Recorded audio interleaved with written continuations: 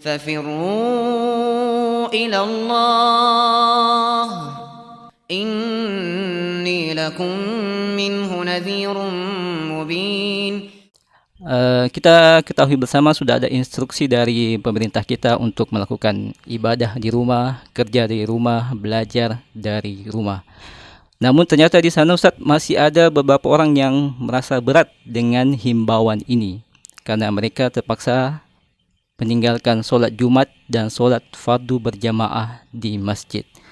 Bahkan di sana ada beberapa tokoh masyarakat yang didengar juga mengeluarkan statement yang mempengaruhi mereka untuk berat dengan himbauan ini. Bagaimana kita menanggapi Ustaz? Bismillahirrahmanirrahim. Alhamdulillahirabbil alamin. Wassalatu wassalamu ala al-mab'uuthi rahmatan lil alamin. Nabiyina Muhammad wa ala alihi wa sahbihi wa man tabi'ahum bi ihsanin ila yaumiddin, amma ba'd. Ya, sebenarnya kalau menganggap berat akan hal tersebut, itu dasarnya dibangun di atas pengetahuan dan pemahaman. Jadi kalau dia memahami dengan baik kaidah-kaidah syariat di dalam hal ini, tidak perlu dia merasa berat dengan hal itu. Iya. Jadi himbauan misalnya untuk tetap di rumah yang mengakibatkan kita sholat fardu di rumah, sholat 5 waktu yang biasanya kita kerjakan di masjid, kita kerjakan di rumah.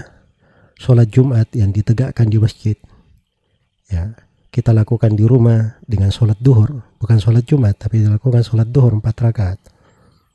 Dan itu telah dihimbau oleh pemerintah pusat maupun pemerintah daerah, dan telah dikeluarkan fatwa oleh Majelis Ulama Indonesia, dan telah dianjurkan oleh Dewan Masjid Indonesia.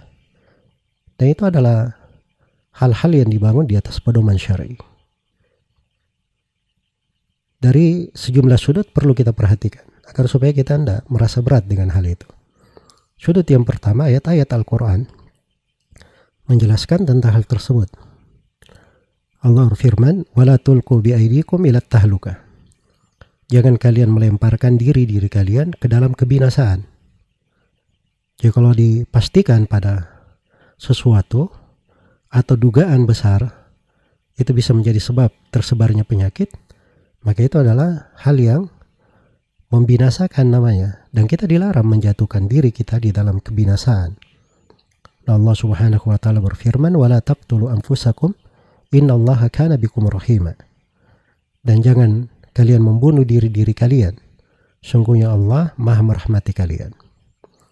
Kemudian yang kedua, dari sudut hadits Rasulullah sallallahu alaihi wasallam. Dan ini di atas beberapa bentuk. Bentuk yang pertama, Nabi sallallahu alaihi wasallam melarang orang sakit berbaur dengan orang yang sehat. Kata beliau di dalam hadits riwayat Bukhari dan Muslim, "La yuridu al-mumridu alal musih." Janganlah orang yang sakit itu mendatangi orang yang sehat. Ya. Dan terhadap orang yang makan bawang putih, dalam hadits riwayat Bukhari dan Muslim juga, Nabi sallallahu alaihi wasallam larang untuk mendekati masjid. "Man akala min hadhihi syajara fala yaqrabanna masjidana."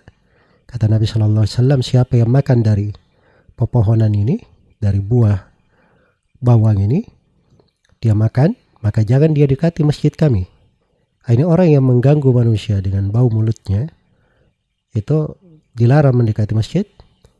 Ya, masa suatu penyakit yang sudah terbukti menyebabkan wafatnya banyak manusia, dan sekarang tingkat di Indonesia yang positif terkena corona semakin bertingkat setiap harinya dengan peningkatan yang signifikan sekali, dan angka kematian juga sekarang sudah melampaui jumlah yang sangat besar dan sudah diperhitungkan di tingkat dunia. Masa hal yang seperti ini tidak dijadikan sebagai bahan pertimbangan? Iya. Nah, saya kira ini bukan hal yang benar ya. Untuk cara berpikir harus diperbaiki. Kemudian yang ketiga, harus dipahami bahwa tidak sholat berjamaah di masjid tidak melakukan sholat Jumat, itu boleh apabila ada udzur. Udzur karena hujan. Ya, dan itu syah dari Nabi SAW. Kalau karena hujan saja diizinkan, apalagi untuk yang lainnya.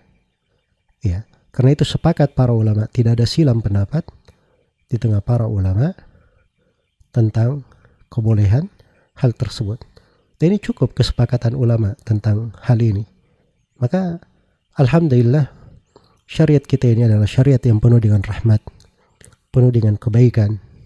Ya, kita berniat sesuatu yang baik. Kemudian niat yang baik ini tidak bisa kita lakukan karena ada udzur, maka Allah beri pahala untuk kita sempurna sesuai dengan apa yang kita niatkan.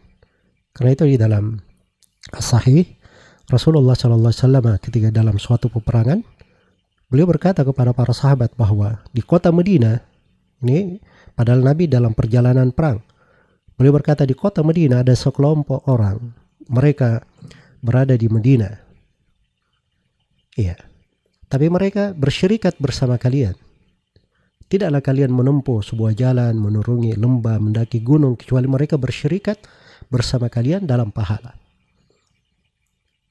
Kata Nabi SAW, ulaika qaumun habasahumul udzur. Mereka adalah satu kaum yang ditahan oleh suatu udzur. Dan di dalam Sahih Al-Bukhari dari Abu Musa Al-Asy'ari radhiyallahu taala anhu, Rasulullah sallallahu alaihi wasallam bersabda, "Idza marida al-abdi, idza marida al-abdu aw safar, kutiba ma kana ya'maluhu muqiman sahihan." Apabila seorang hamba itu sakit atau dia melakukan perjalanan, maka Allah akan tulis untuknya apa yang biasa dia lakukan sepanjang dia sehat dan mukim. Dan ini syah juga semakna dengan hadits ini dalam Musnad Imam Ahmad dari Abdullah bin Amr bin As. Maka di mana-mana semuanya mempertegas alhamdulillah di dalam hal ini banyak kebaikannya. Dan terakhir yang hendaknya kita selalu ingat bahwa di dalam kebersamaan bersama pemerintah itu terdapat keberkahan. Dan itu adalah salah satu sebab yang menyebabkan umat ini dijaga di atas kebaikan dan dihindarkan dari musibah dan petaka. Karena itulah telah datang di dalam ayat-ayat Al-Quran dan hadits-hadits Rasulullah dalam jumlah yang mutawatir, pendalilan yang sangat banyak sekali, perintah untuk menjaga kebersamaan.